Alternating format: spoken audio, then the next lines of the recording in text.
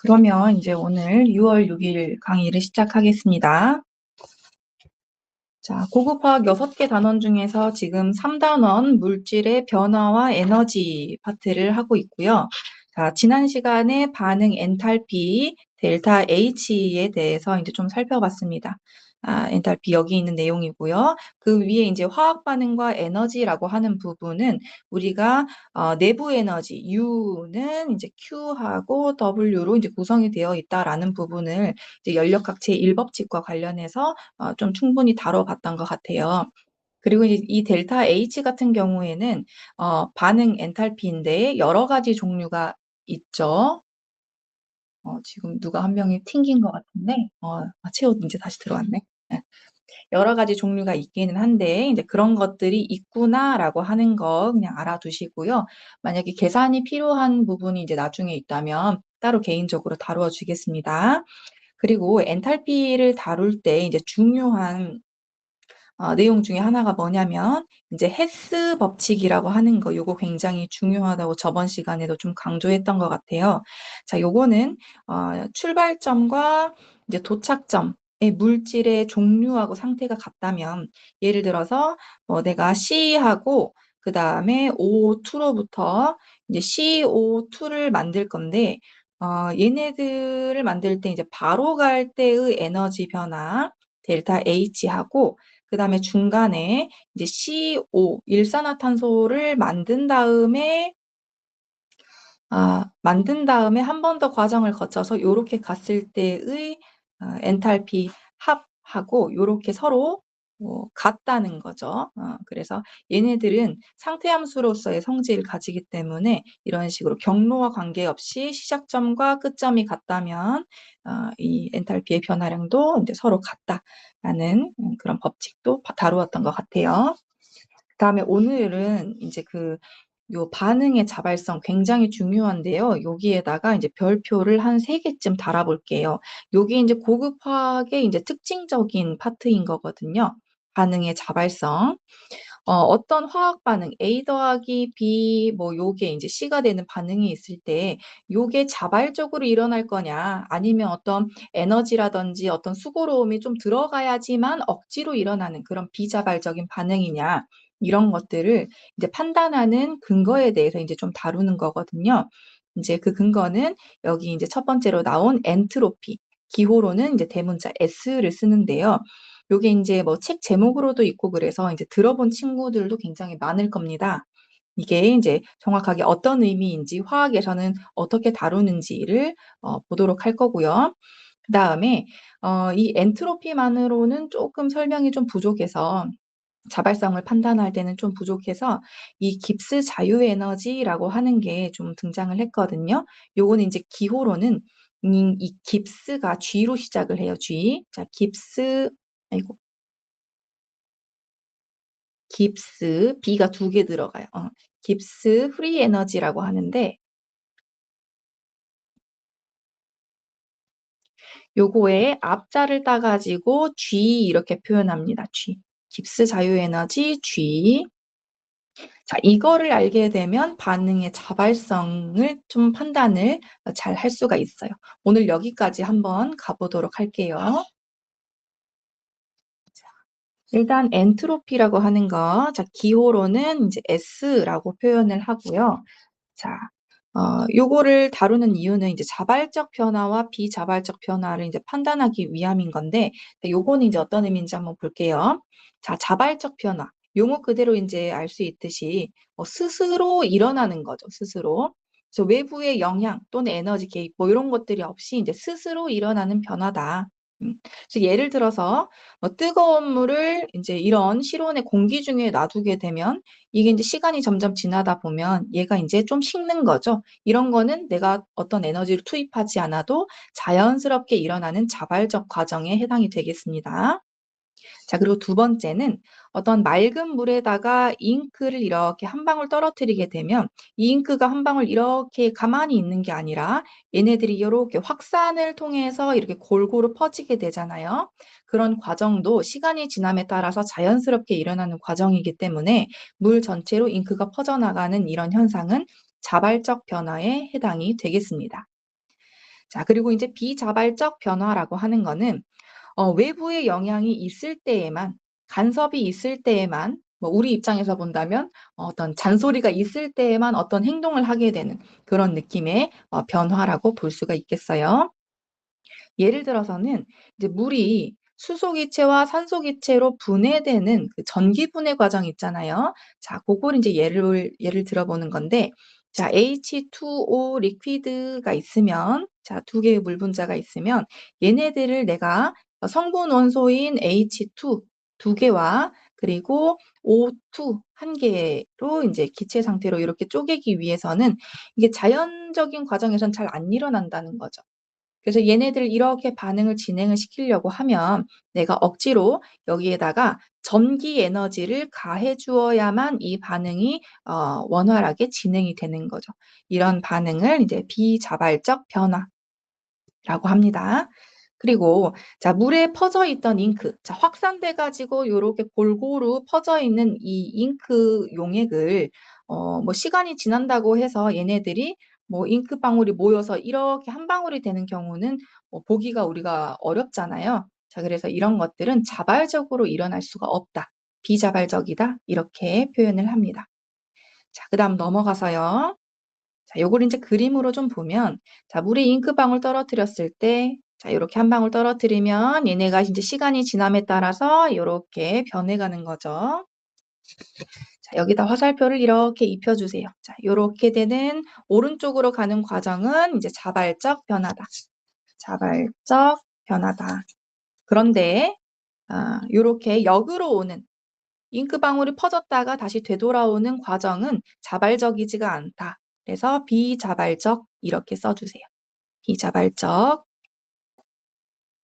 그리고 밑에 이제 두 번째 경우는 자, 콕으로 연결된 두 용기가 있어요. 자, 여기 콕 밸브가 이렇게 있는 거거든요. 근데 요거를 어떤 상황이냐면 이렇게 분리되어 있는 용기의 한쪽에다가 이렇게 기체 분자들을 한쪽에만 몰아넣는 거죠. 자, 요런 상황에서 이 콕을 딱 열었어요. 통로를 이렇게 딱 연 거죠. 자, 그랬을 때 여기에 한쪽에 몰려있던 기체 분자들이 요렇게 분자 운동을 해가지고 다른 공간으로 이렇게 퍼지게 되잖아요. 그랬을 때 이제 두 번째 그림, 요런 식으로 퍼지는 요 과정은 가만히 놔둬도 잘 일어난다는 거죠. 그래서 요 과정은 자발적 과정이 되겠어요. 자발적 과정. 그런데 자, 얘네들을 이제 퍼진 애들을 이제 시간이 이제 지남에 따라서 이제 관찰을 해봤을 때 얘네들이 다시 이렇게 가가지고 한쪽으로 다시 되돌아가자 이렇게 해가지고 한쪽으로 몰리는 경우는 우리가 살면서 관찰하기가 좀 어렵죠. 그래서 이렇게 다시 퍼져 있다가 모이는 이런 과정은 관찰하기 어렵다. 진행되기 어렵다. 비자발적 과정이다. 비자발적. 이렇게 써주시면 되겠습니다. 그 다음 넘어가서요. 자, 이제 엔트로피에 대해서 다뤄볼 텐데, 엔트로피 기호로는 자, 대문자 S 이렇게 쓴다고 했어요. 자, 이 엔트로피라고 하는 거는 어떤 의미냐면 이제 무질서도라고 하는 거를 나타내는 건데요. 자, 무질서도. 엔트로피는 무질서도의 척도이다. 이렇게 이야기를 해요. 무질서도의 척도.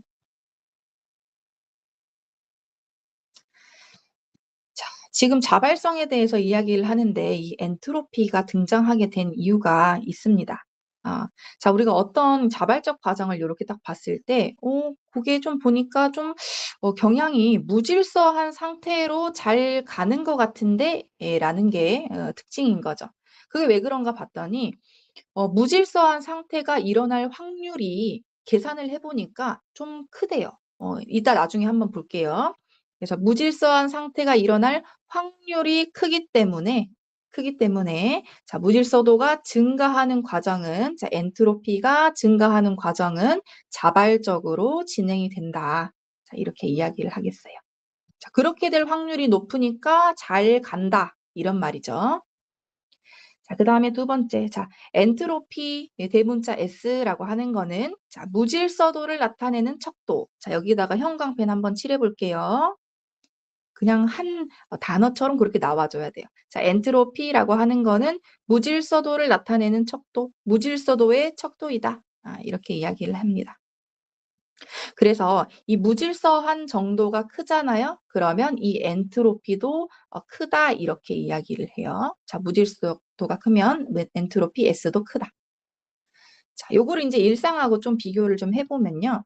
자, 엔트로피가 작다. 이렇게 표현하는 경우하고 그 다음에 오른쪽에는 엔트로피가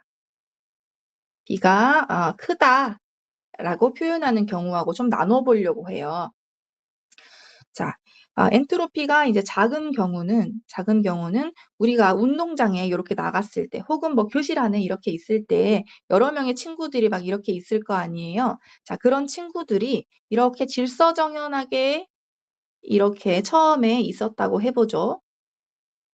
자, 시간이 지남에 따라서 이제 너네가 뭐 있고 싶은 대로 한번 있어봐 라고 한다면은 자, 뭐 어떻게 변할까요? 한 자리에 가만히 있는 친구들은 좀 없겠죠?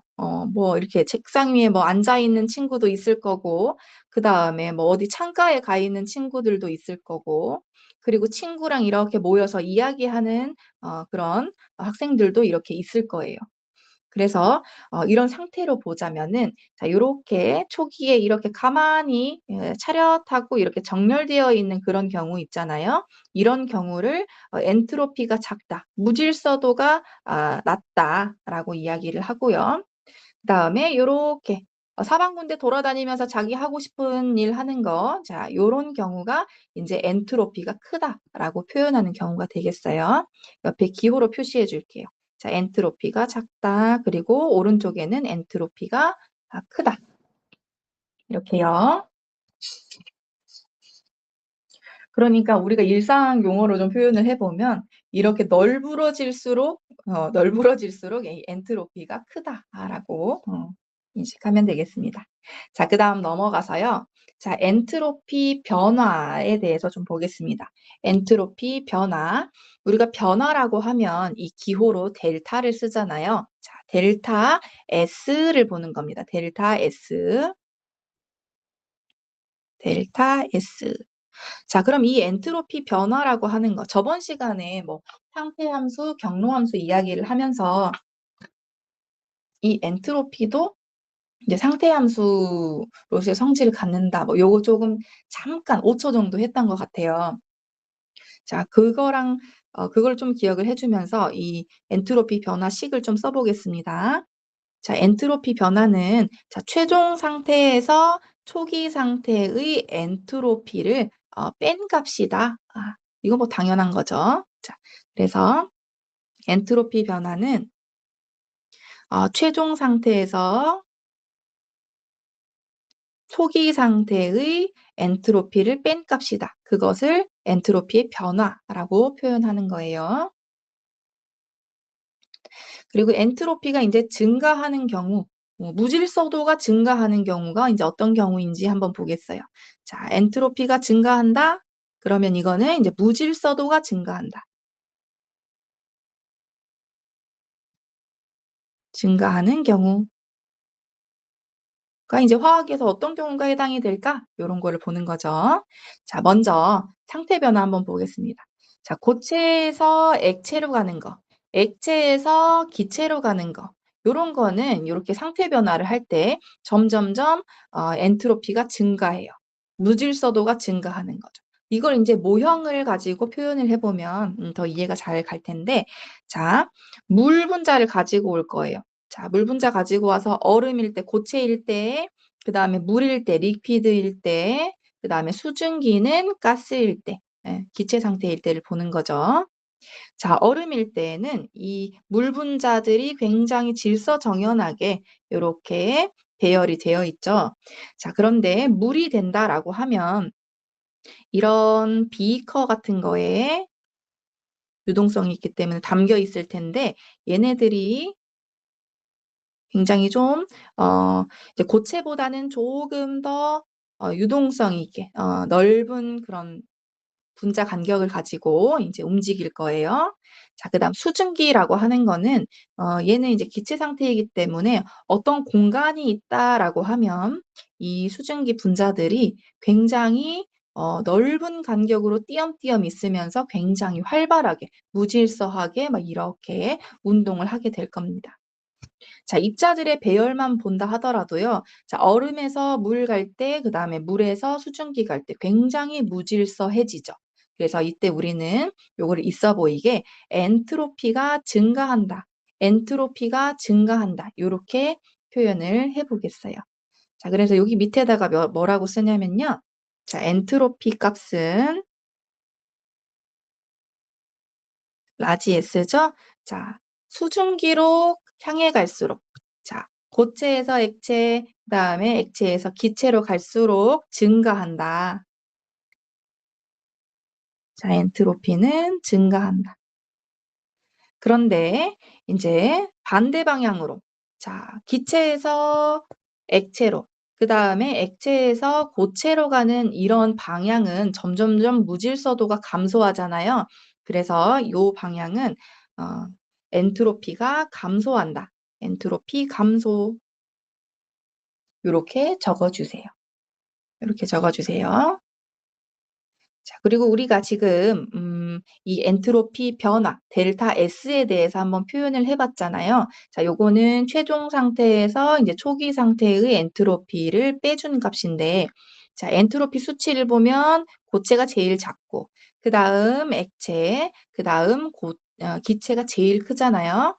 자, 나중에서 처음을 빼주면 그 정도가 나오겠죠. 그래서 얼음에서 물 갈 때는 델타 S 값이 증가하게 되죠. 그쵸? 그래서 큰 값에서 작은 값을 빼주게 되니까 델타 S는 양수가 될 겁니다. 무질서도가 증가하는 게 델타 S가 증가하는 거예요. 그 다음에 물에서 수증기 갈 때에도 큰 값에서 작은 값을 빼주기 때문에 델타 S 이 변화량이 양수가 되게 되는 거죠. 자, 그 다음에 이제 반대로, 자, 수증기에서 물로 갈 때에는 무질서도가 감소해요. 그래서, 작은 값에서 큰 값을 빼주기 때문에 이 델타 S 값은 계산해보면 0보다 작은 값이 나올 거예요. 그리고 물에서 얼음으로 가는 이 과정도 델타 S가 음수를 가지는 그런 방향이 되겠습니다. 넘어가 볼게요. 자, 엔트로피 변화. 이제 엔트로피가 이제 증가하는 경우 중에서 이제 첫 번째 경우는 아까 그 상태 변화를 할 때 살펴본 거고요. 이제 그 다음에는 이제 기체 분자로 이제 구성이 됐을 때 한 종류의 그런 기체 분자로만 이제 구성이 되었을 때를 보려고 하는데요. 자, 봅시다. 자, 두 개의 NO2가 색깔을 뭘로 하면 좋을까? 자, 두 개의 NO2 기체가 반응 결과 두 개의 NO 기체하고 그 다음에 O2 기체 하나하고 이렇게 만드는 반응이 있다라고 보면 지금 얘네들은 상태 변화를 하는 건 아니잖아요. 이런 경우일 때 엔트로피가 증가하는 경우는 도대체 뭘 말하는 건가를 보는 거죠. 자, 이런 경우에는 뭘 봐주냐면 앞에 붙은 개수를 좀 봐주면 돼요. 자, 개수가 2에서 2 플러스 1로 지금 되는 거죠. 그래서 자, 두 분자가 세 분자 되는 그런 반응이 되겠어요. 그러면 우리가 이제 이 무질서도라고 하는 거는 두 개가 이렇게 행동할 때하고 세 개가 행동할 때하고 이제 무질서도는 세 개가 행동할 때가 훨씬 더 이제 높겠죠. 그래서 이제 무질서함이 더 커진다. 세 개일 때가 무질서함이 더 커진다.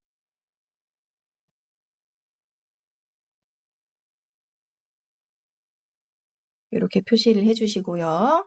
자, 요 과정이 델타 S가 0보다 큰 과정이다. 엔트로피가 증가하는 과정이다. 위에 있는 텍스트를 보시면 자, 반응 후에 기체 분자 수가 이전보다 더 많아질 때 델타 S가 0보다 커진다라고 보시면 되겠어요.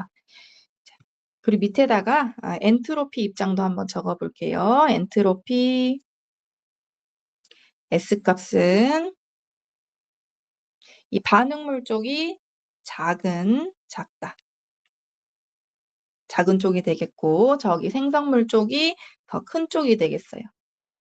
기체 분자수가 더 많은 쪽이 엔트로피 값이 크다. 그래서 큰 값에서 작은 값을 빼주니까 델타 S 엔트로피 변화가 0보다 크게 되더라라고 하는 것입니다. 자, 넘어가 볼게요. 자, 이제 이 엔트로피 변화에 대해서, 자, 먼저 엔트로피에 대해서 했고, 그 다음에 엔트로피 변화에 대해서 방금 다뤄본 건데, 이제 요거하고 이제 자발성에 대한 이야기하고 조금씩 이제 연관을 지어보려고 합니다. 아까 이제 자발적 변화는 뭐냐라고 이야기를 했을 때, 이제 어떤 무질서함이 좀 커지는 그런 방향이 이제 자발적 변화의 근원이다라는 말을 살짝 했었거든요. 좀 말이 길고 어려우니까 위에다 한번 써볼게요. 자, 무질서함이 커지려는 방향이 자발적 변화의 근원이다. 자발적 변화의 근원이다. 요게 이제 물리 배운 친구들은 이제 들어봤을 것 같은데, 요게 이제 연력학체 2법칙하고 이제 관련이 있는 거거든요. 그거 조금 이따가 더 자세하게 다뤄볼게요. 그래서 무질서함이 커진다라고 하는 거는 엔트로피 변화 측면에서 봤을 때 델타 S가 0보다 커지는 그런 방향인 거거든요. 그리고 지금 해보려고 하는 거는 그럼 왜 자발적으로 이제 무질서해지는가? 아까 확률 이야기를 했는데 이 확률적으로 좀 살펴보자라는 겁니다. 자, 여러분들 제가 그 비슷한 그 시트를 지금 2개를 만들어 놨잖아요. 요렇게 2개. 그 중에서 이제 2번째 시트 있죠. 자, 2번째 시트에서 여기 부분 있죠. 여기 부분은 실수예요. 지워주세요. 자, 요건 없는 걸로. 포스트잇 같은 거 있으면 이제 면적이 좀 넓으니까 좀 지워버리세요. 선생님처럼.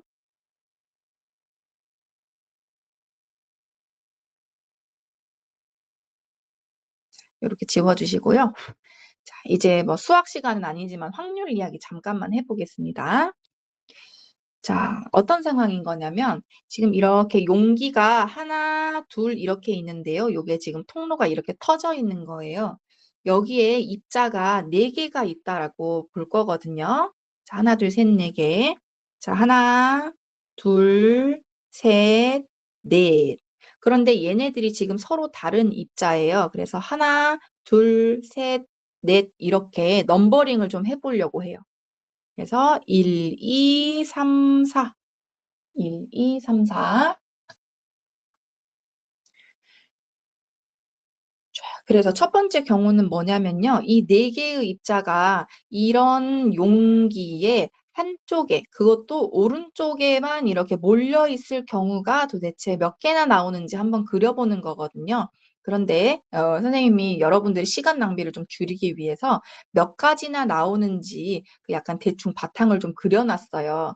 그래서 1가지, 4가지, 6가지, 그리고 그 다음 경우는 또 1가지, 뭐 여기 4가지 이렇게 나올 텐데요. 한번 좀 그려줘 볼게요. 잠시만요.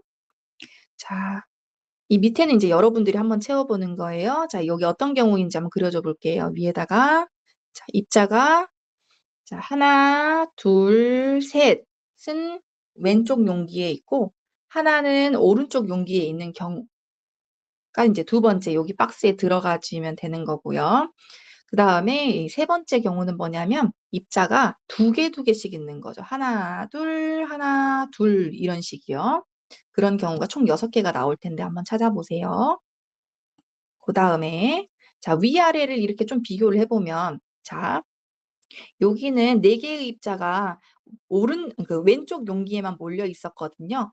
그런데 그 다음 시트에서는 자, 이번에는 오른쪽에만 다 몰려 있는 거죠. 하나, 둘, 셋, 넷 이런 경우. 그다음에 그 옆에는 자, 왼쪽 용기에는 입자가 하나, 그리고 오른쪽 용기에는 하나, 둘, 세 개가 있는 경우를 한번 그려보면 될 것 같아요. 자, 한 두 가지 경우만, 자, 요렇게만 한번 같이 연습을 해보겠습니다. 자, 일단 첫 번째 경우는 뭐 하나밖에 없는 것 같아요. 자, 1, 2, 3, 4 이런 식으로요. 딱 한 가지 나오는 거고요. 자, 그 다음 두 번째는 자, 1번 입자가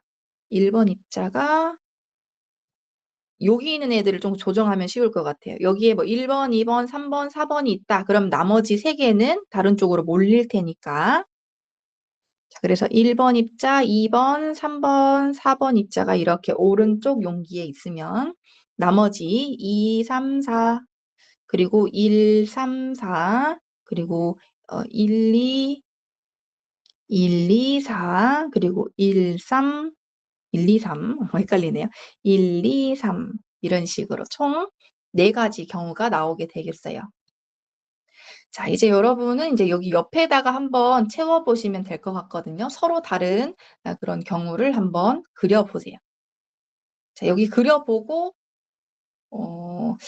그럼 시간이 얼마 정도 필요할까요? 한 2분 정도만 주겠습니다. 그 다음 경우도 해볼 수 있으면 한번 해보세요. 여기도.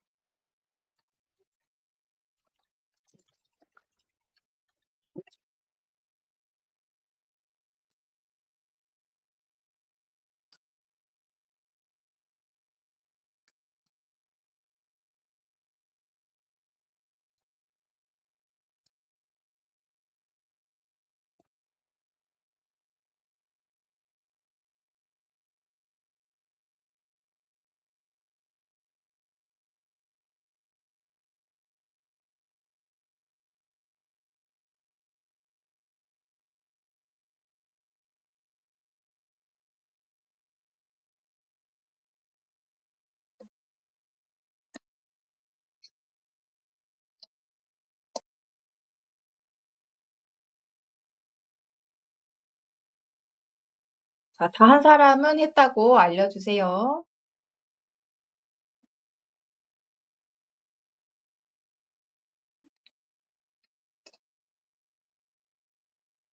네, 지아 잘했습니다. 1등.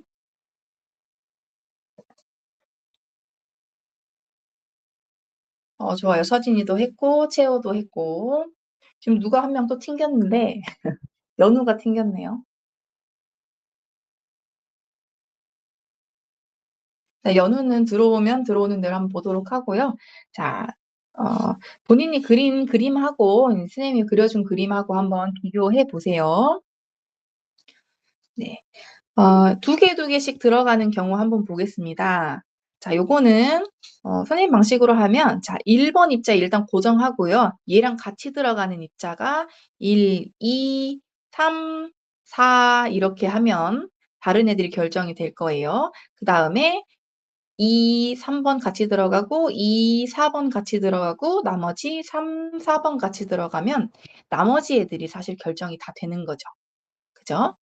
그래서 1, 2, 3, 4, 2, 4, 2, 3, 1, 4, 1, 3, 1, 2 이런 식으로 총 하나, 둘, 셋, 넷, 다섯, 6개의 경우가 나오게 되는 거죠. 좋아요. 그 다음에 넘어갈게요.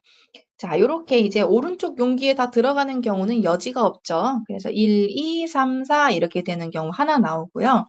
그리고 자, 요 경우는 사실 앞에 있는 경우를 이렇게 좌우 반전을 좀 시켜보면 나올 거예요. 네.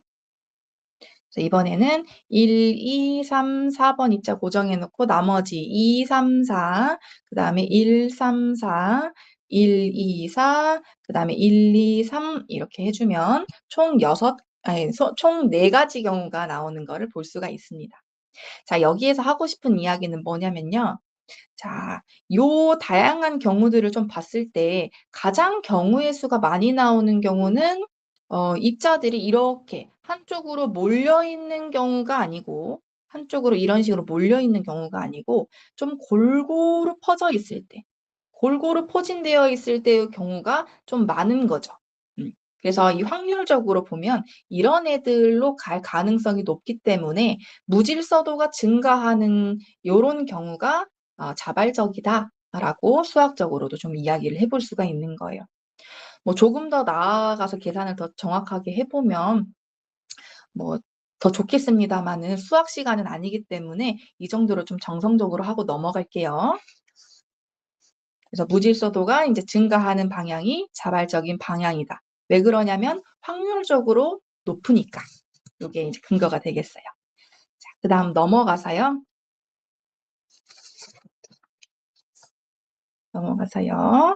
자, 저번 시간에 우리가 이제 열심히 했던 이야기 중에 하나가 개하고 주위, 그리고 그 두 개를 합쳐서 우주라고 부른다고 했던 기억이 좀 날 거예요.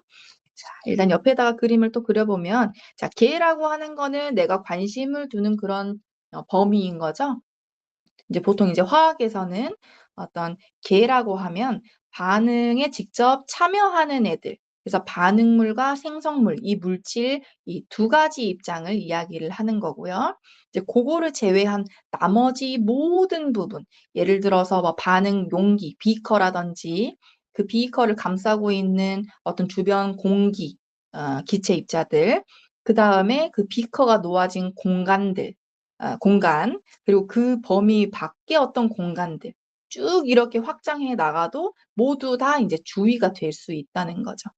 그래서 이제 개하고 그것을 이제 제외한 나머지 부분이 주위인 거고, 걔네 두 개를 합친 게 전체 부분이 되는 건데 용어가 이제 우주가 되는 거죠. 우주. 영어로 하면 이제 우주가 이제 universe이긴 한데요. 이게 그 막 별도 있고 뭐 뭐라 그러죠? 무슨 행성 뭐 이런 애들이 있는 거 있죠. 블랙홀도 있고 그런 우주 있잖아요. 그거의 의미는 아닌 거고요. 이게 뭐 어원적으로는 전체의 의미가 있다고 합니다. 그래서 이렇게 내가 관심을 두는 것과 그것을 감싸고 있는 이 주변 범위를 통틀어서 전체의 의미로 이제 우주, 유니버스 이렇게 이야기를 한다 그래요. 자, 그 다음에 좀 특징적인 거는 이제 주위를 이야기를 할 때, 봐보세요. 자, 개라고 하는 거는 시스템하고 딱 끝났잖아요. 그런데 주위는 surroundings 해가지고 이거는 약간 여러 개가 내포된 그런 복수의 그런 표현이 되거든요. 그거는 이제 뭐 반응 용기, 주변 공기, 뭐 어떤 공간 이렇게 여러 가지가 될 수 있기 때문에 surroundings s가 붙었다라는 것도 알면은 좋겠어요. 사실 그 주의라고 하는 게 어디까지를 주의라고 하는 거야? 이게 굉장히 애매하죠. 자, 그다음 넘어가서 이제 개에 대해서 볼 텐데, 자, 요것도 저번 시간에 했어요. 자, 개의 종류는 이제 3가지가 있는데, 열린 개, 오픈 시스템, 그 다음에 닫힌 개, 클로스드 시스템, 그 다음에 고립개, 이거는 뭐 아이솔레이티드 이렇게 불러요. 고립되었다. 뭐 그만 쓸게요. 자, 얘네들을 구분하는 그런 근거는 이제 물질의 교환이 가능하냐, 물질 교환이 가능하냐, 그리고 또 에너지 교환이 가능하냐 여부로 좀 나눠봤던 것 같거든요. 에너지 교환. 열린 개 같은 경우에는 이제 뚜껑이 열린 비커에 해당이 되죠. 뚜껑이 열린 비커. 그래서 물질 교환도 가능하고 에너지 교환도 가능한 그런 개를 이제 열린 개라고 하고, 그 다음에 닫힌 개라고 하는 거는 이제 물질의 이동이 일어날 수가 없는 거죠. 뚜껑이 닫히거나 뭐 마개가 막혔거나 뭐 그런 형태여서요.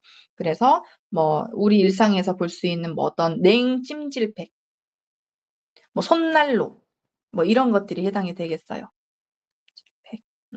그래서 얘네들은 막혀 있기 때문에 물질 교환은 일어날 수가 없지만 만져보면 또 따뜻하고 차갑고 이런 에너지 교환은 일어날 수가 있는 거거든요. 그래서 에너지 교환은 가능하다라는 거고, 그다음에 이제 고립계 같은 경우에는 이게 완전히 차단이 된 거죠. 그래서 물질 교환도 일어날 수가 없고 에너지 교환도 일어날 수가 없는 그런 경우에 해당이 되는데요. 여기에 예시로는 어떤 밀폐된 단열 용기, 밀폐가 되어서 이제 물질 교환이 일어날 수 없어야 되는 거고, 그다음에 열적인 차단도 일어나야 되기 때문에 단열 용기가 있어야 돼요. 그리고 앞서 봤던 이제 개하고 이제 주위를 합쳐가지고 우리가 우주라고 부르잖아요. 자, 그래서 이 우주도 사실은 이 전체 범위로 또 보면은 우주는 주위가 없거든요. 우주의 주위는 없는 거예요. 그래서 이 우주 자체를 고립계로 보기도 합니다. 네. 우주, 여기 예시로 이제 우주도 적어주세요. 우주. 전체를 이야기를 하죠. 우주는 고립계로 보는 거구나. 그 다음 넘어가 주시고요. 이제 연력학체 1법칙하고 이제 2법칙을 좀 이야기를 하고 싶은데, 이제 1법칙 같은 경우에는 저번 시간에 했어요. 에너지 보존 법칙이어서 어떤 개하고 이제 주위가 있을 때 얘네들이 주고받는 에너지의 양은 여기가 마이너스면은 뭐 반대 거는 플러스의 부호를 가지면서 그 양은 동일하더라. 라고 하는 에너지 보존 법칙에 대해서 이야기를 했었거든요. 기억을 떠올려 보면서 좀 색칠을 좀 해볼게요. 자, 개의 내부 에너지는 열이나 일로 전환돼서 주위에 교환될 수 있다. 자, 요거는 위에다가 이렇게 빼가지고, 자, 내부 에너지 U라고 표기로 하기로 했고요. 자, 이 내부 에너지는 열과 Q와 일로 전환되어 주위랑 교환될 수 있다. 그리고 그 다음 텍스트는 자, 반응 전과 후 개와 주위의 에너지 총합은 항상 일정하다. 전체 에너지 변하지 않는다. 요게 에너지 보존 법칙, 연력학 제1법칙이 되겠습니다. 근데 오늘은요, 이것보다는 이 엔트로피 증가 법칙인 연력학 제2법칙, 요거를 조금 더 자세하게 볼 거거든요. 자, 여기에다가 별표 한 3개 정도 쳐보겠습니다. 연력학 제2법칙. 자, 이 텍스트를 좀 보면요. 자, 우주라고 하는 거는 아까도 이야기했는데 우주는 주위가 없는 거거든요. 자, 주위가 없어요. 그래서 이 안에서만 물질이나 에너지의 교환이 좀 일어나고 이러는 거거든요. 그래서 얘는 고립계이다.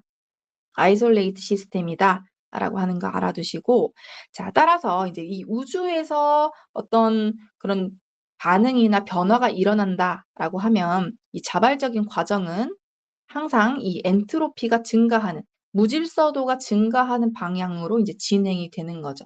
아까도 이야기했지만 무질서도가 증가하는 방향이 어떤 그 확률적으로 굉장히 높기 때문에, 경우의 수가 많기 때문에 자발적이다라고 이야기를 했잖아요. 그걸 이제 여기에도 적용을 해보는 거죠. 자, 우주에서 일어나는 자발적인 과정은 무질서도가 증가하는 방향으로 이제 진행이 된다. 자, 정리를 하면요.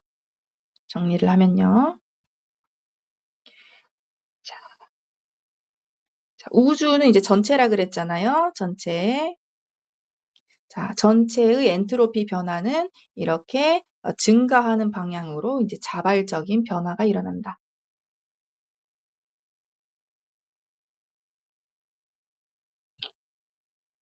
요거 굉장히 중요합니다. 요거 색칠 한번 해둘게요.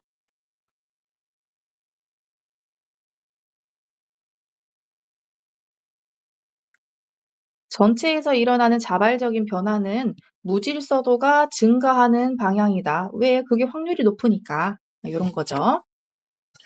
자, 근데 이제 우주라고 하면 이제 고립계라서 이제 전체 하나를 보면 되기는 하는데 우리가 이제 주변에서 많이 볼 수 있는 그런 개는 이제 열린 개나 닫힌 개를 훨씬 더 많이 보게 되는 거거든요.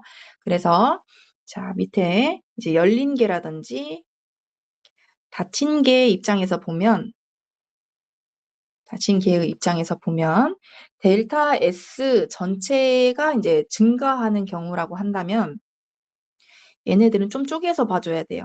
자, 델타 S 전체는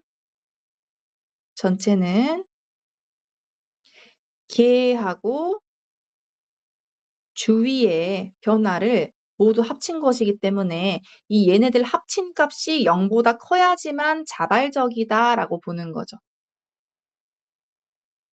열린 개와 닫힌 개에서는 이 전체가 이제 개하고 주위가 있기 때문에 그거를 함께 고려해줘서 0보다 커져야지만 자발적 과정이 되는 것이다라는 거예요.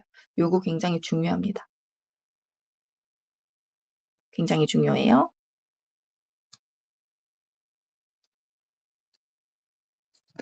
앞으로도 이제 몇 번 계속 반복할 겁니다.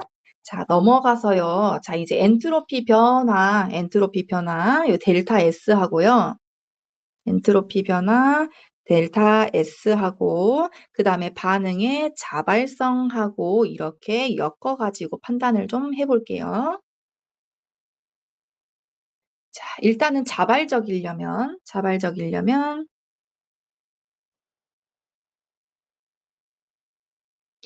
델타 S 전체가,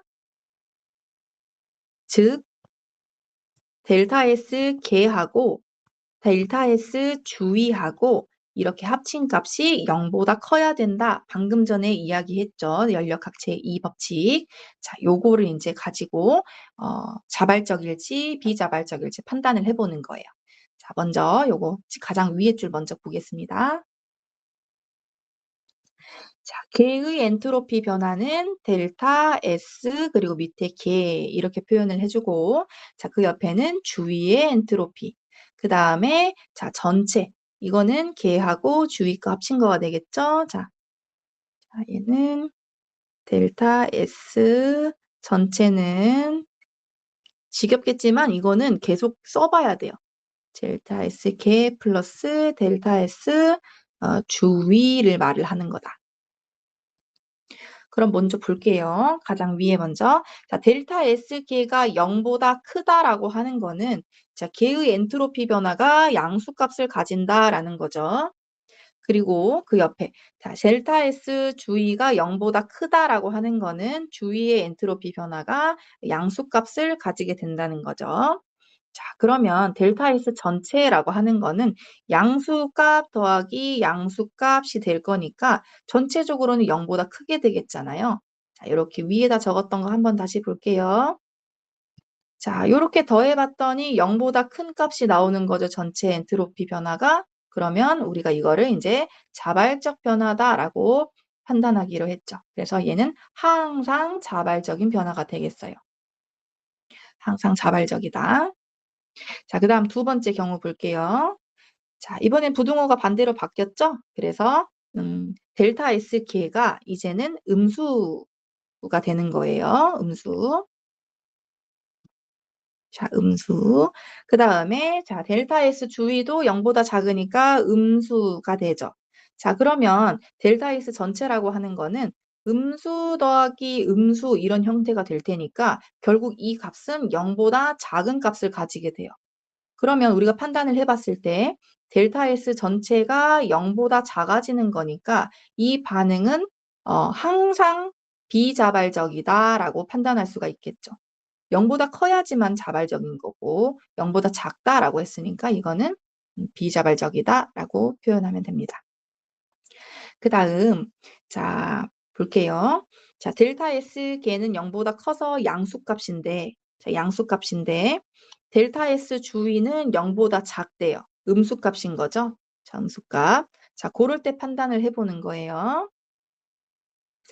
자, 절대값으로 봤을 때 이제 개의 엔트로피 변화가 주위 거보다 더 큰 값이래요. 그러면 양수가 조금 더 큰 거죠. 양수가 조금 더 큰 거죠.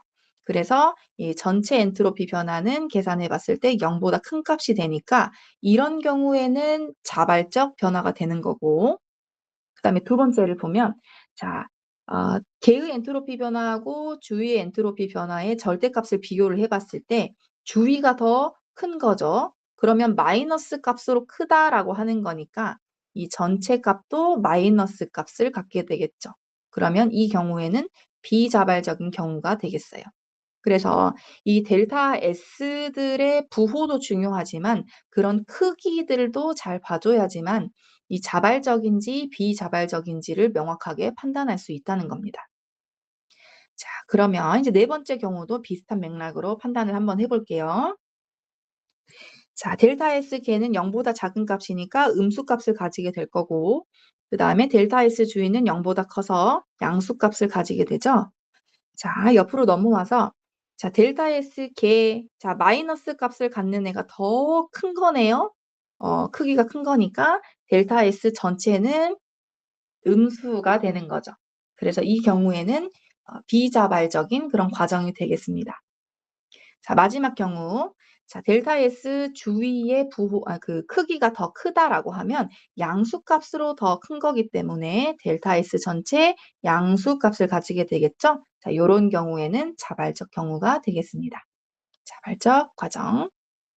자, 그래서 이 표도 굉장히 유용하게 쓸 수 있으니까 기억을 해두면 좋겠습니다. 근데 요게 이제 외울 거는 아니죠. 자, 요거는 이 표를 외우라는 말은 아니고요. 자, 자발적이다라는 거는 이제 델타 S 전체가 0보다 큰 경우를 이야기를 하는 거니까 각각의 경우를 적용할 수 있으면 되는 거예요. 자, 요거 이제 외우는 건 아니고, 이런 경우가 있을 수 있다라는 겁니다. 자, 넘어가서요. 자, 문제를 하나 가지고 왔는데, 자, 25도씨에서 특수문자가 없어가지고 이제 도라고 그냥 썼는데요. 자, 이거 25도씨를 말을 하는 거예요. 이런 일상적인 조건인 거죠. 지금 우리가 살고 있는. 자, 드라이 아이스. 이거 뭐 베스킨라빈스 가면은 뭐 아이스크림 샀을 때 담아주는 그런 애잖아요. 근데 그런 애가 지금 이런 일상 조건에서 보통 어떻게 변화를 했는지 머릿속으로 떠올리면서 이 문제를 풀어보면 좋을 것 같아요. 그럼 어떻게 되냐면 처음 이렇게 고체 상태로 있던 애가 시간이 점점 지남에 따라서 이렇게 요렇게 승화돼서 고체 상태에 있던 애가 기체 상태로 이렇게 승화가 일어나가지고 어느 순간 보면 얘네가 다 없어지죠. 그래서 우리가 이제 요런 경험을 바탕으로 봤을 때 이 드라이 아이스가 고체에서 기체로 요런 온도 조건에서 승화했다라고 하는 거는 자발적일까요? 비자발적일까요? 채팅에다 한번 남겨줘 보세요.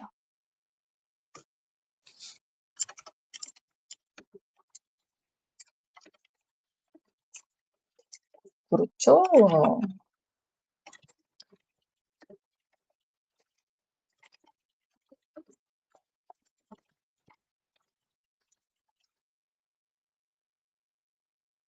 근데 이미 채우가 그 정답을 말했기 때문에 진행을 하도록 하겠습니다. 그래서 이 과정은 자발적이다라는 거예요. 그러면 요걸 가지고 방금 전에 배웠던 그 델타 S로 한번 표현을 해보는 거죠. 자, 이거 자발적이니까 델타 S 전체는 델타 S 이거 걔하고 주위로 구성이 되어 있는데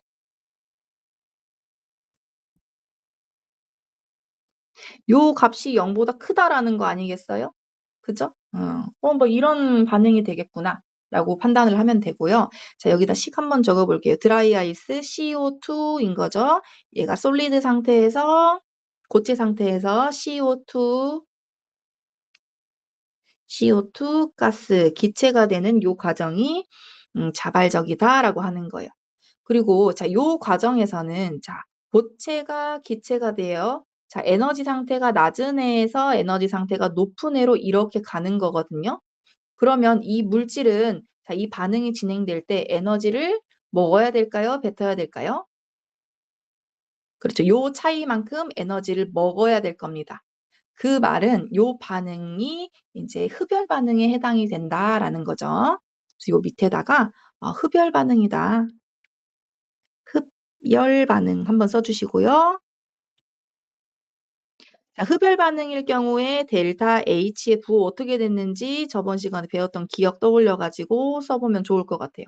흡열 반응 낮은 에너지 상태에서 높은 에너지 상태로 가는 거니까 자, 엔탈피 작은 값, 큰 값 이렇게 있을 텐데 나중에서 처음 값 빼줘야 되죠? 큰 값에서 작은 값 빼줘야 돼요. 그래서 이 부분은 양수가 되겠어요. 양수. 0보다 크다. 0보다 크다. 이거 필요해서 쓰는 거예요. 0보다 크다.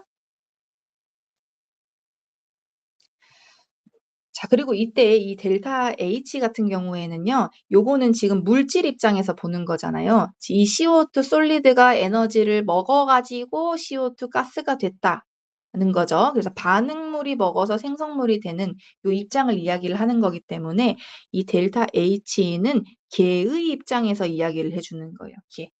개. 누구 입장인지 이제 드디어 조금 더 명확해지는 거죠. 자, 개의 입장에서 이야기를 하는 거다. 자, 1번부터 보겠습니다. 자, 개의 엔트로피 변화의 부호는 무엇인가? 이렇게 물어봤어요. 자, 개의 엔트로피 변화 기호로 써볼게요. 자, 엔트로피 변화니까 델타 써주시고 엔트로피니까 S 써주시고요. 또 개라 그랬어요.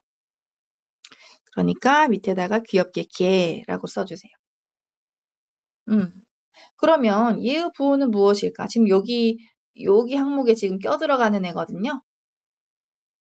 지금 보면 자 S 솔리드에서 가스가 되는 거잖아요. 자 상태 변화할 때 고체에서 기체로 갈수록 무질서도가 어떻게 됐죠?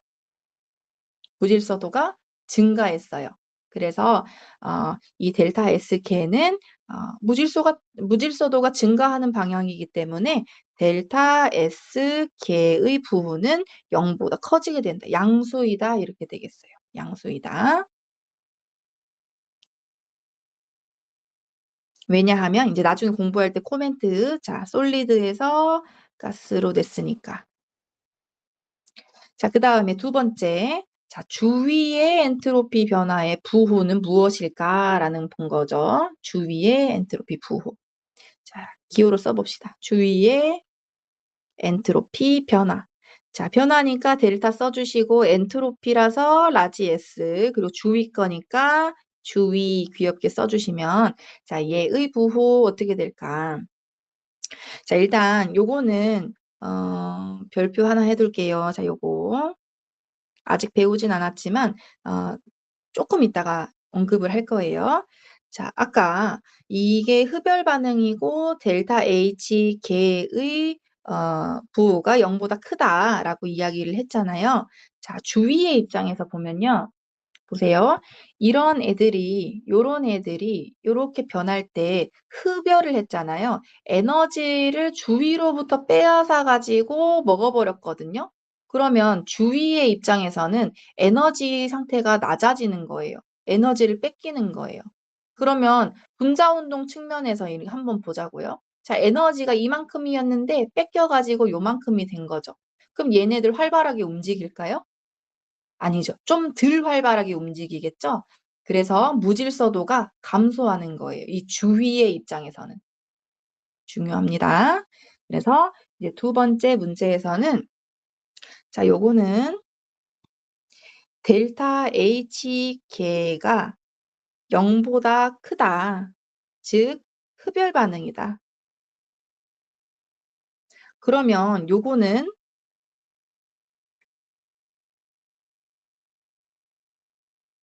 잠시만요.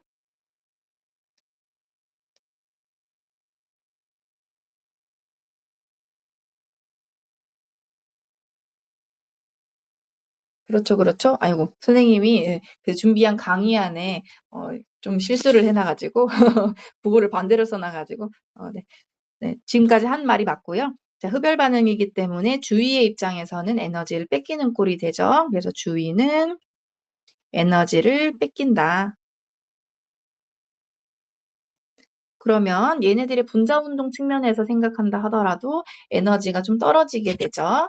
그래서 델타 S 주위는 무질서도가 감소하기 때문에 0보다 작다. 이렇게 해주시면 되겠어요.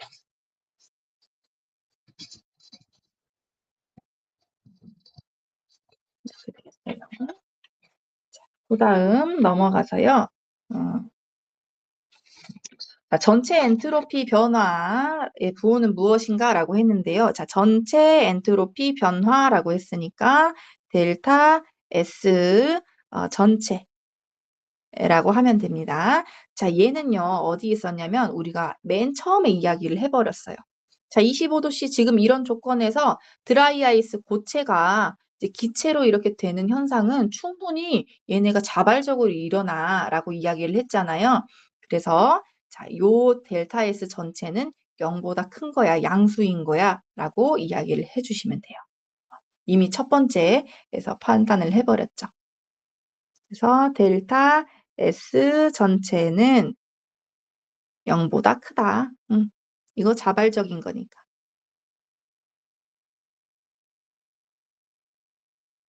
변화이기 때문이다. 자, 요 정도로 이거 문제를 좀 정리를 해두시면 좋을 것 같아요. 이 문제 좀 좋은 게 간단하면서도 개의 엔트로피 변화, 그 다음에 주위의 엔트로피 변화, 전체의 엔트로피 변화를 하고 그 다음에 여기 델타 H 개까지 함께 고려할 수 있는 문제라서 좀 좋은 것 같아요.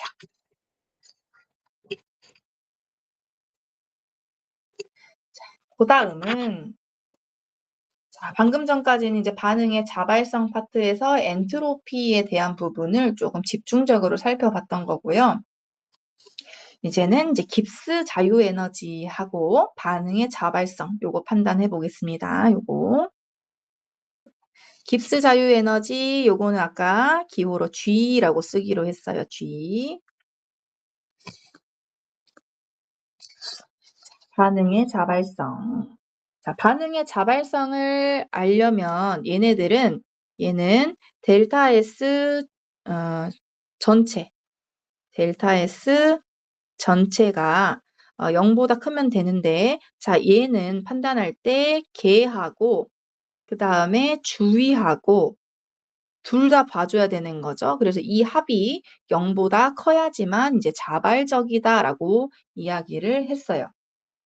그런데 문제가 뭐냐면은, 자, 개라고 하는 거는 우리가 사실 뭐 반응물하고 생성물이 이제 누군지는 명확하게 사실 알잖아요. 그래서 우리가 어떤 것들을 측정하거나 알아낼 때 좀 명확하거든요. 그런데 이 주위라고 하는 거는 여기 얘네들이 담긴 비커까지만 주위라고 할 거야? 아니면 여기 주변 이 공기 뭐 10cm 정도까지만 주위라고 할 거야? 아니면은 여기 교실 전체를 주위라고 할 거야? 이거 굉장히 모호하단 말이에요. 그래서 이 델타 S 주위라고 하는 거를 좀 명확한 성질을 가진 이 개에 대한 표현으로 좀 바꿔볼 수는 없을까? 라고 생각을 하면서 이게 가다가 보면은 이제 깁스 자유에너지 G까지 가게 되는 거거든요.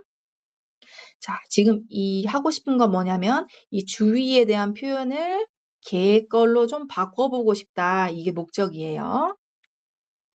자, 첫 번째로 자, 이제 개의 엔탈피 변화와 주위의 엔트로피 변화 얘네들 사이의 관계를 한번 보는 거예요. 자, 보세요. 잘못 쓴 게 아니고 개의 엔탈피 H하고 주위의 엔트로피 S하고의 관계 보는 거예요. 자, 주위의 엔트로피 변화 델타 S 주위는 개로 출입하는 열에 의한 에너지, 자, H 요거 말하는 거예요. 요거 흐름에 의해서 결정이 된다. 자, 그래서 요거 정확하게 쓰면은 요거 델타 H기에 의해서 결정이 된다.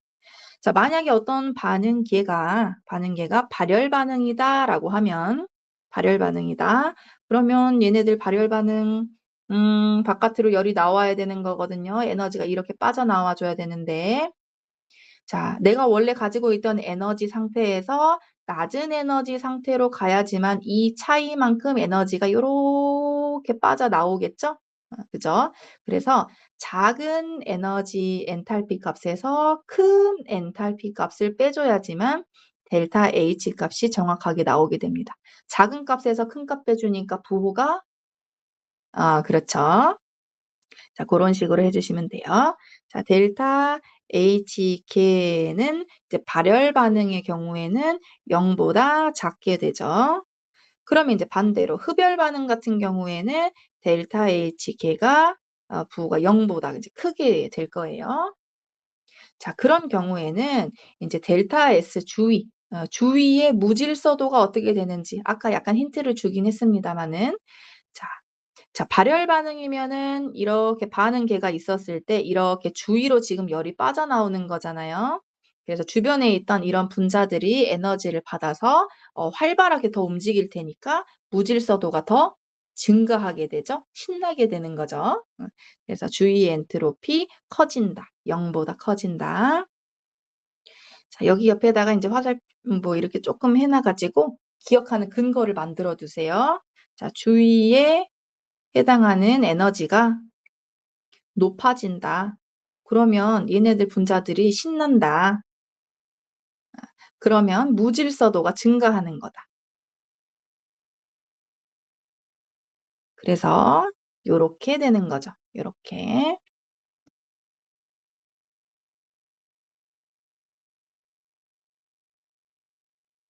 요게 이런 식으로 서로 짝꿍이에요. 걔네들의 분자 운동 정도를 생각을 해보면 판단하기 어렵지 않을 겁니다. 자, 그 다음에 흡열 반응 같은 경우에는 이런 반응이 일어나고 있는 비커가 주위의 열을 빼앗아 가는 거니까 여기에 있던 분자들이 가진 에너지가 좀 떨어지겠죠? 분자 운동 정도가 떨어져요. 덜 신나요. 그러니까 무질서도도 감소하게 되겠죠. 그래서 주위의 엔트로피 변화는 0보다 작다. 입니다. 좋아요. 자, 이제 거의 다 왔어요. 자, 반응의 자발성은 전체의 엔트로피 변화를 보고 결정해 주면 되는데 이런 값이 0보다 크면 된다. 근데 전체 엔트로피 변화는 걔하고 주위 거를 동시에 고려해 줘야 된다라는 거 계속 강조했어요. 자, 그런데 주위의 경계가 모호하다 보니까 이거를 지금 걔 걸로 바꿔보자는 거죠. 자, 그 매개체가 누구냐면 여기는 델타 H 걔가 되는 겁니다. 얘네 둘이 지금 서로 관계가 있잖아요. 근데 어떤 관계가 있냐면 자, 크기는 중요하지 않고요. 얘네들 지금 부호가 중요한 거예요. 자, 부호를 봤을 때 델타 H 걔가 0보다 작으면 델타 S 주위는 0보다 크게 되고 그 다음에 델타 H의 부호가 0보다 크면 델타 S의 부호는 0보다 작게 되죠. 지금 서로 부등호의 그 방향이 서로 반대인 거잖아요. 부호가 반대인 거예요. 이거 굉장히 중요한 거죠. 그래서 델타 S 주위를 이 델타 H 개가 포함된 어떤 식으로 바꾸려고 하니까 얘네 둘이 서로 부호가 반대예요.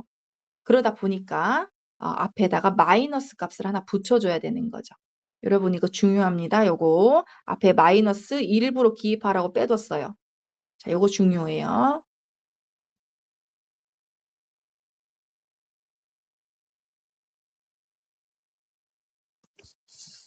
자, 중요하니까 채팅 한번 쳐놓을게요. 자, 하나를 들고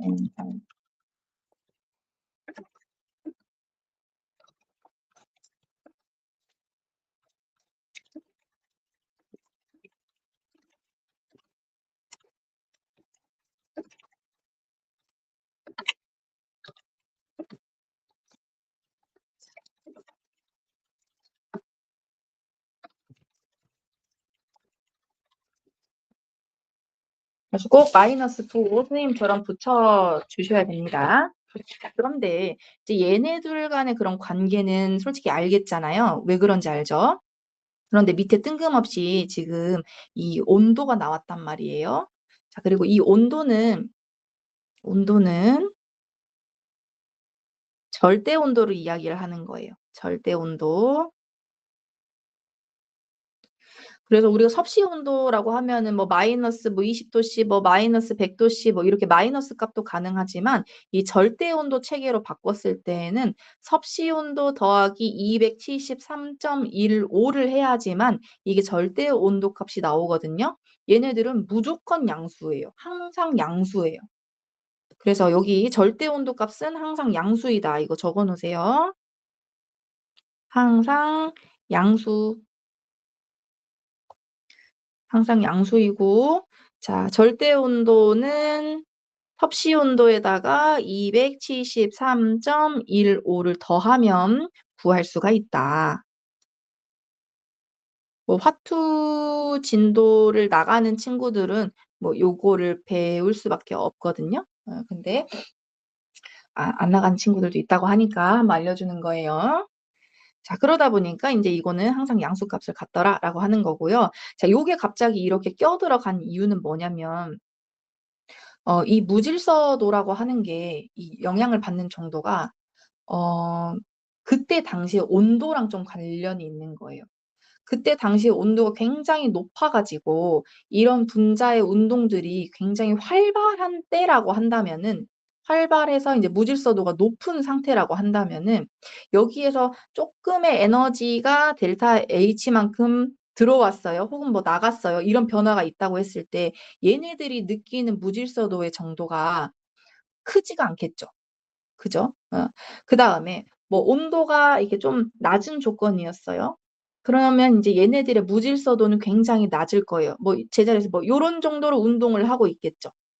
그랬을 때 여기 개에 이제 개란다. 이제 요런 애들한테 내가 델타 H만큼 어떤 열적인 변화를 줬다고 해보죠. 똑같은 에너지만큼의 변화라 하더라도 이 온도가 높았을 때 아주 무질서했을 때 얘네들이 변하는 무질서도 하고 그 다음에 온도가 낮았을 때 이제 델타 H만큼 어떤 열량이 변해서 이렇게 운동하는 정도가 바뀌는 그 정도하고는 좀 확연히 다른 거예요. 그런 거예요. 그래서 이 온도에 따른 영향을 반드시 좀 고려를 해줘야 된다라는 거죠. 그걸 좀 상대적으로 느낍니다. 그래서 이 온도항이 이제 밑으로 이렇게 들어가게 됐다는 거. 이거 중요해요, 요거. 요거도 중요하다. 갑자기 뜬금없이 등장한 이유가 있다.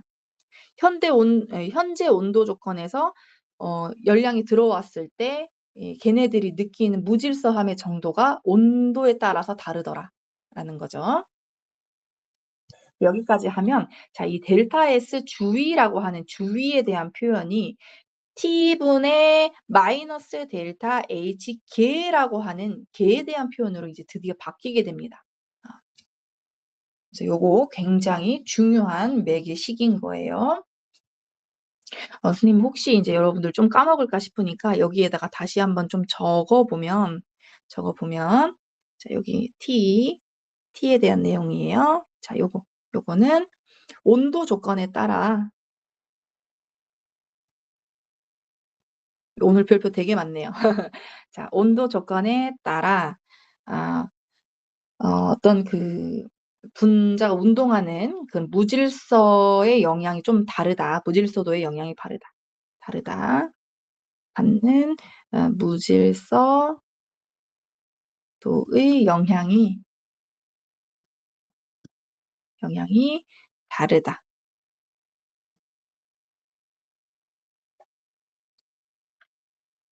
갑자기 위에 등장했지? 이렇게 맥락이 좀 공부하다 보면은 끊길 수가 있어요. 그래서 요거 기억해 두면은 좋겠습니다. 이렇게 앞에 마이너스가 붙은 이유는 얘네 둘이 서로 부호가 반대 관계에 있기 때문에 식을 묶어주려면 부호를 붙여줘야 된다는 거예요. 자, 그 다음에 넘어가 볼게요. 자, 자발적인 반응. 미안하지만 자, 여기 시트에도 이거 별표 5개. 자, 별표 5개 아주 중요한 부분 하고 있어요. 자발적인 반응이다라고 하면 자, 여러 번 반복했는데 자, 델타 S 전체가 0보다 커야 하죠. 그쵸? 그리고 델타 S 전체가 0보다 크다라는 말은 델타 S 개 플러스 델타 S 주위의 합이 0보다 크다 라고 하는 거죠. 그 다음에 방금 전에 했듯이 자 델타 S 개 플러스 그다음에 주위의 엔트로피 변화가 그다음 들어가 줘야 되는데 이 주위의 경계가 굉장히 모호하다 보니 개에 대한 표현으로 좀 바꾸면 좋겠어 해 가지고 델타 H 개와 그다음에 델타 S 주위의 관계를 가지고 하나 뽑아낸 식이 있잖아요. 그래서 고거를 여기다가 넣어 주면 됩니다. 근데 그게 뭐냐면 델타 S 주위는 마이너스 t분의 델타 H 개였거든요. 그래서 요 값을 여기에다가 넣어주면 돼요. 바로 앞 시트에 있어요. 자, 그래서 여기 부호를 미안하지만 바꿔주세요. 자, 빼기 t분의 델타 H 개. 이제는 주위가 개에 대한 표현으로 바뀌었더라. 그래서 요거 합친 값이 0보다 커야지만 자발적인 반응이야. 요게 0보다 커야지만 자발적인 반응이야. 이제 식을 좀 이쁘게 정리를 해볼 거거든요. 자, 이 t로 일단은 좀 통분을 좀 해줘 볼게요. 그러면 t분의 델타 S 개 앞에다가 t를 곱해줘야 되죠. 자, 그 다음에 빼기 델타 H 개. 요게 0보다 커야 돼요. 자, 그런데 어, 어, 그런데 여기 앞에 붙은 얘를 좀 앞으로 좀 빼고 싶어요. 그래서 이 마이너스를 좀 묶어보는 거죠. 그래서 마이너스 중간 과정 다 생략하고 이제 최종적으로 나오는 식만 알면 되는데 한번 쭉 가볼게요. 그래서 마이너스 t분의 이제 델타 h 개 마이너스 t 델타 s 개 이런 식으로 조금 식이 수정이 됩니다. 자, 얘를 보면 얘가 앞으로 나왔기 때문에 여기에는 마이너스가 붙어야지 이렇게 전체적으로 똑같은 식이 되겠죠. 그래서 요 값이 계산했을 때 0보다 커야 된다라는 건데요. 이제 식 정리 한번 해볼게요. 자, 아까 밑에 있던 요 온도 있잖아요. 얘는 절대 온도여가지고 항상 양수값 갖는다 그랬죠? 그쵸? 자, 그리고 상수이기 때문에 요렇게 좀 없애버리려고 해요. 그랬을 때 여기는 영향을 받는 게 없죠. 그냥 없애버려도 돼요. 자, 없애고 그다음에 자, 여기 앞에 붙은 마이너스 좀 거슬리잖아요. 자, 그래서 요거를 없애기 위해서 자, 앞에다가 마이너스 1, 그다음에 뒤에다가 마이너스 1 이렇게 해주면 이거 부등호가 반대로 바뀌잖아요. 자, 그것도 해봅니다. 자, 요거 마이너스 부 없애려고 했더니 부등호가 반대로 바뀌어. 이런 식으로요. 자, 그래서 이쁜 식으로 다시 한번 쭉 정리를 옆에다가 해보면 델타 H개 마이너스 T 델타 S 개. 요 값이 부등호 방향 바뀌어서 0보다 작다. 요렇게 바뀌게 됩니다. 자, 그러니까 이제 이쁘죠? 자, 델타 H 개에 대한 표현이고, 그 다음에 델타 S 개에 대한 표현이죠? 그래서 주위에 대한 그 애매모호한 부분이 싹 빠져버린 예쁜 식이 나오게 됩니다. 그래서 반응이 자발적이다, 자발적이지 않다, 이거를 판단을 할 때, 자, 요렇게 계산한 값이 0보다 작으면 자발적이다라고 표현을 할 수가 있어요.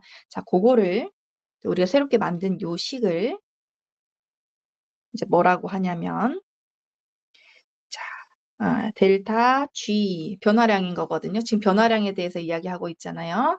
자, 델타 G는 델타 H 개 마이너스 T 델타 S 개 요게 0보다 작을 때 자발적이다 라고 이야기를 하는 거예요. 아까 깁스 자유에너지에 대해서 할 거야 라고 이야기했잖아요. 그게 이제 나오게 되는 거예요. 자, 얘가 깁스 자유에너지다. 그런데 이제 용어를 보면은 뭐 깁스라는 말 빼버리고요. 그냥 자유에너지 이렇게 부르기도 하고 그럽니다. 자, 여기 자유에너지. 자유에너지가 뭐야? 그러면 반응의 자발적인 정도를 알려주는 그런 식이야 라고 하시면 되고, 어떤 변화량 부분을 빼고 이런 함수를 표현을 할 때에는 자, 저기 세모 붙은 애들 다 빼면 되는 거거든요. 그래서 G, 깁스 에너지, 요거는 깁스 에너지라고 부르기도 해요. 자, 얘는 H 마이너스 TS 이렇게 씁니다. 그래서 오늘 굉장히 이거 중요한 식이 하나 나왔는데요. 자, 요거 필기 다 못한 사람들은 캡처를 해놓아도 좋고 그렇습니다.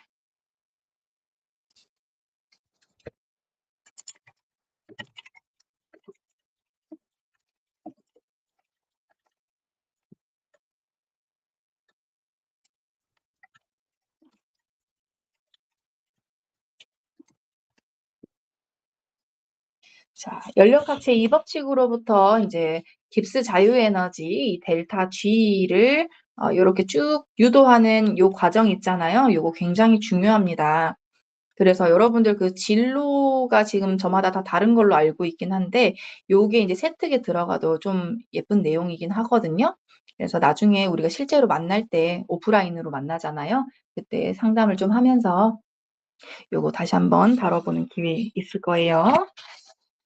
그다음 넘어가 볼게요.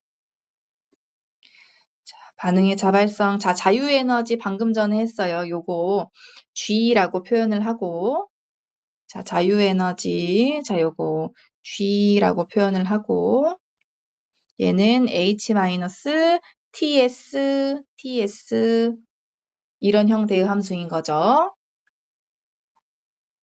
자, 요거는 반응의 자발성 여부를 이제 주의랑 관계없이 개에 대한 성질만으로 나타내기 위해서 이제 꾸며낸 식인 거죠. 자, 그래서 얘는 뭘로 구성되어 있냐면 개의 엔탈피, 그리고 개의 엔트로피, 개의 엔트로피. 얘네들을 가지고 이제 정의를 한 식이다라는 거죠. 우리가 목적을 가지고 만들어낸 어떤 식이라서 이거 왜 나온 거야? 이런 맥락을 알아야지만 좀 적용을 잘 할 수가 있습니다. 자, 여기 나온 김에 써볼까요? 자, 개의 엔탈피, 자, 델타 H 개, 그 다음에 개의 엔트로피 델타 S 개를 가지고 표현한 식이 되겠다는 것이죠. 자, 그리고 밑에다가 식 한번 또 써볼게요. 자, 델타 S 전체, 얘는 델타 S 개 플러스 델타 S 주위인데, 저 주위라고 하는 부분이 꼴보기가 싫으니까 개에 대한 걸로 바꾸려고 한다. 그러면 이제 엔탈피가 좀 들어가줘야 되는 거죠. 마이너스 T분의 델타 H 개 이런 식으로 바꿀 수가 있고, 자, 얘는 적절하게 좀 묶어보면, 자, 얘는 T분의 T 이렇게 표현한 책도 있어서 가지고 왔어요. 자, 치 델타 S개 마이너스 델타 H개로 표현을 하고, 자, 얘는 마이너스 사실 깁스 에너지 뭐 요런 꼴이거든요. 자, 요거 분의 요거를 t로 나눈 값. 요게 이제 0보다 커야 되는 거죠. 잠깐만요. 자, 요게 모두 다 전체 엔트로피에 대한 표현인 거고, 요 값이 0보다 커야지만 자발적이다는 거죠. 지금 여기에서 여기로 넘어오는 과정에서 왜 앞에 마이너스 묶어가지고 뭐 없애고 뭐 이런 거 왜 안 했냐면 이 델타 S 전체가 0보다 커야 한다라는 이 부호를 바꾸지 않기 위해서 그런 거예요. 그래서 이렇게 약간 불편한 표현으로 나온 겁니다. 자, 맨 마지막에 있는 여기 식을 좀 보면요. 이 관계를 보면 요게 이제 자발적이려면 이 델타 G, 이 깁스 에너지 부분이 음수가 되어줘야지만 0보다 작아야지만 전체 값이 양수가 되는 거죠. 그래서 요런 관계가 이제 자발적인 과정이다. 예, 빨간색으로 좀 써볼게요. 자, 요 부분이 0보다 작아야지만 요거 이어야 자발적이다.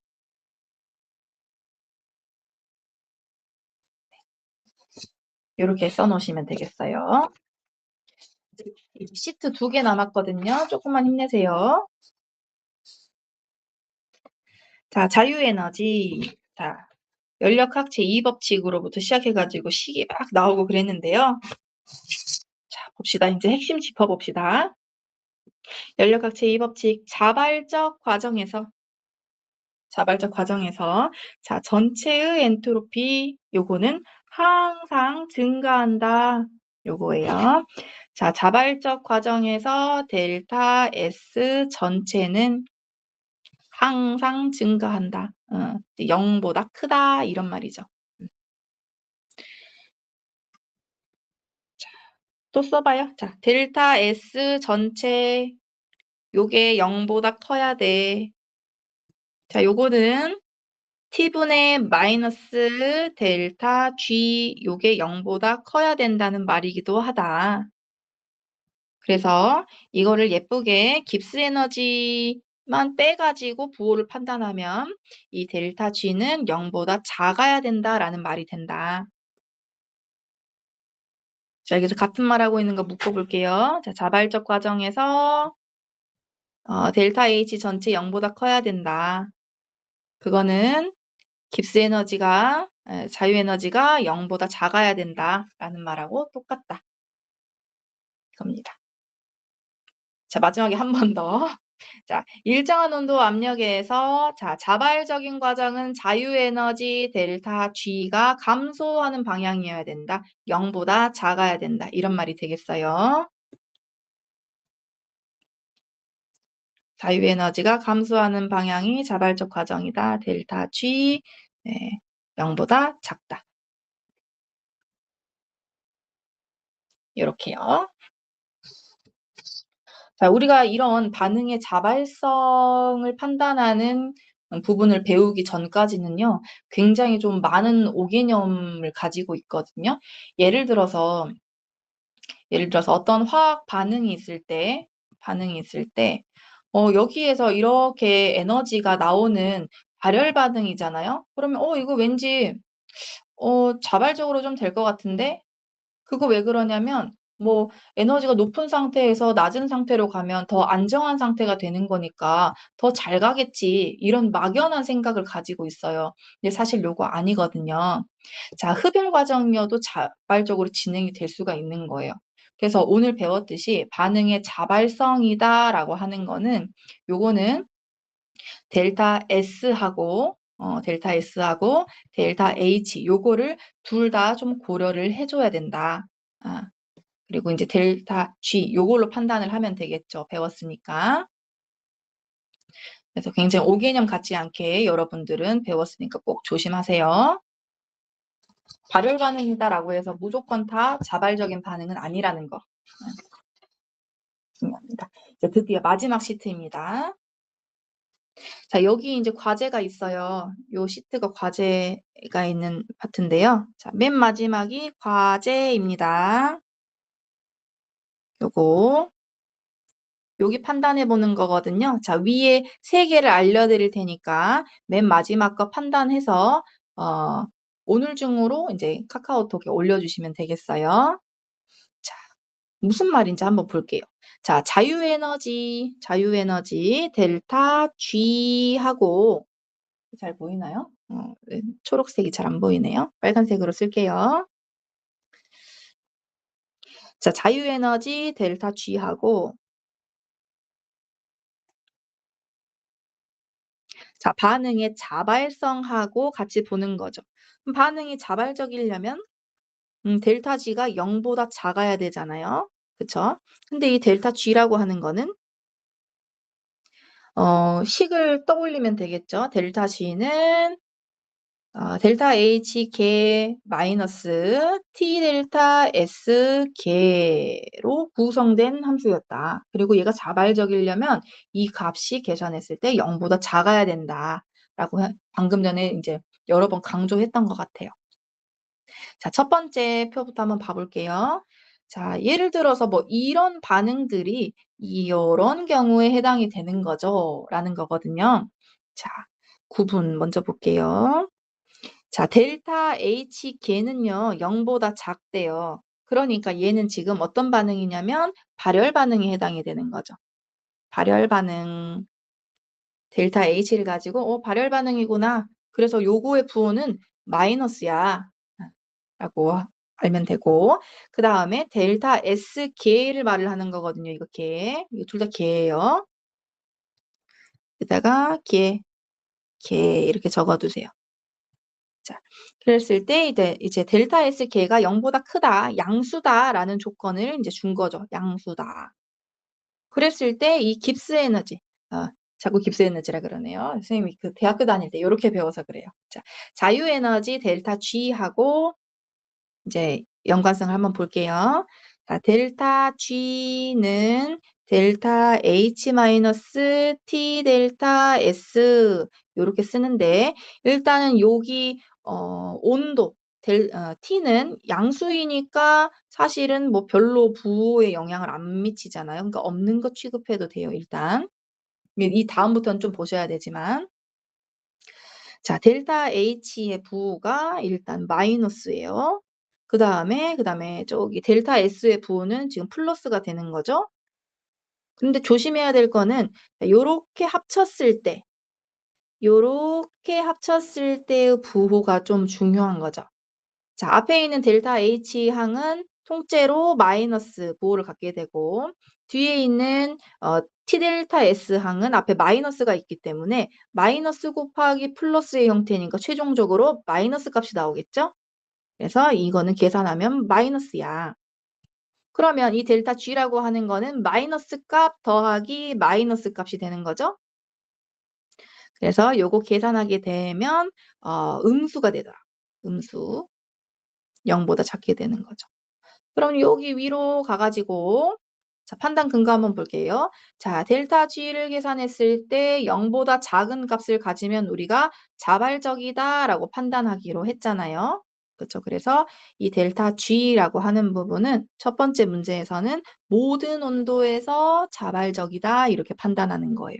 모든 온도 범위에서. 그래서 이거는 모든 온도 범위에서 모든 온도 범위에서 자발적이다.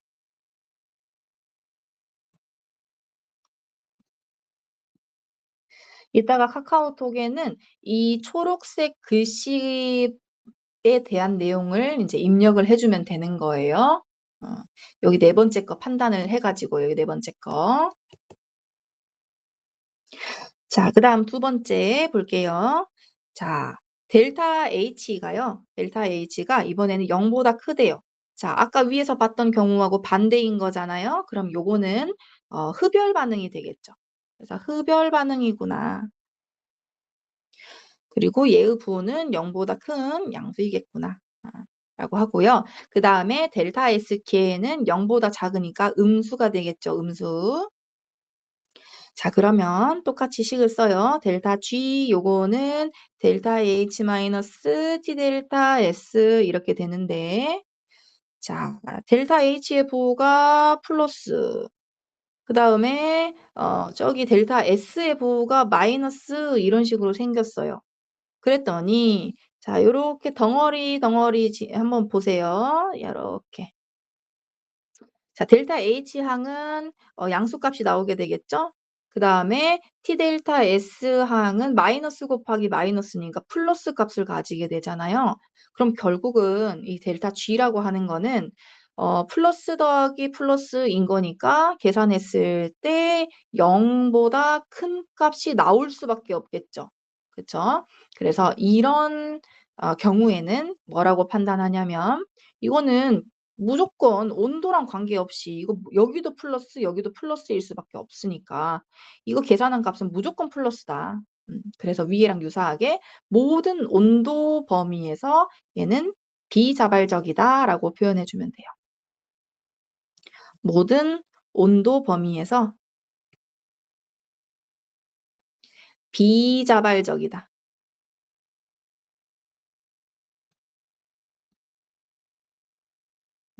모든 온도 범위에서 비자발적이다.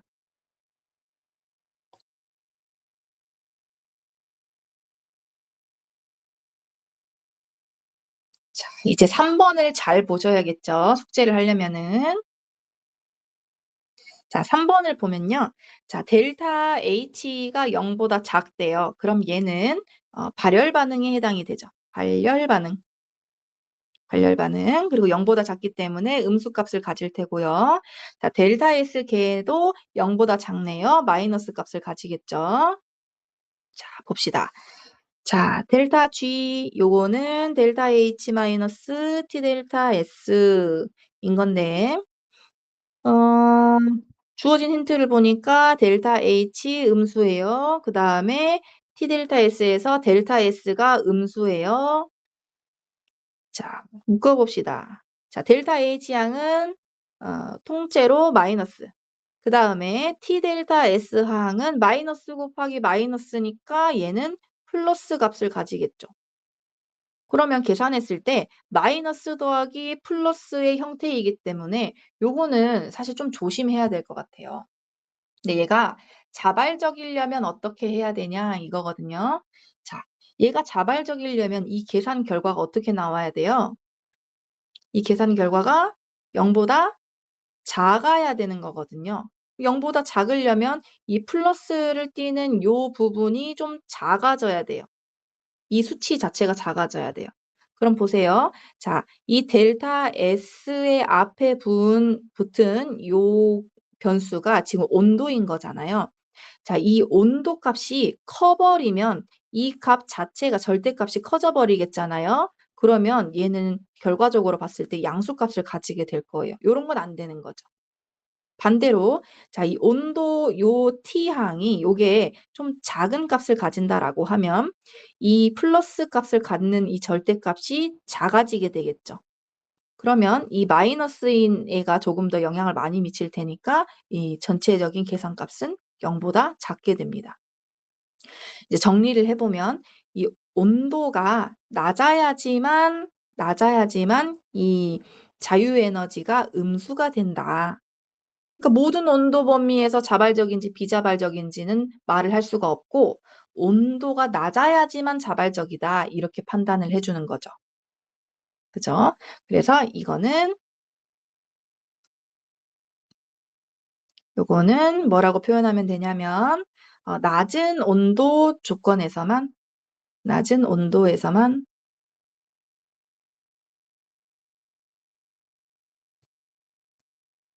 자발적이다.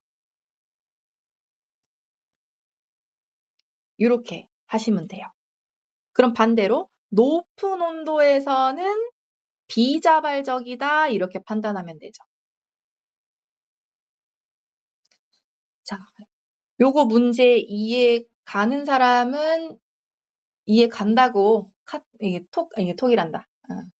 채팅 하나 남겨주세요. 지금 이거 중요해서 대답을 좀 드려야 될 것 같아요.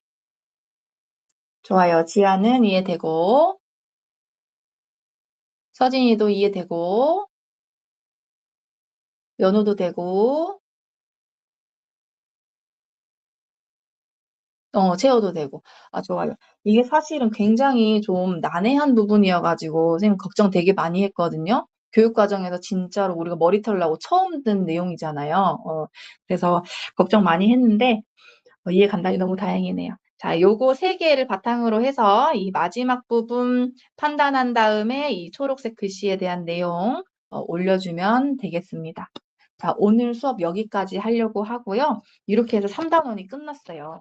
다음에는 다른 단원 한번 나가보도록 하겠습니다. 내일 볼게요. 나가도 좋습니다.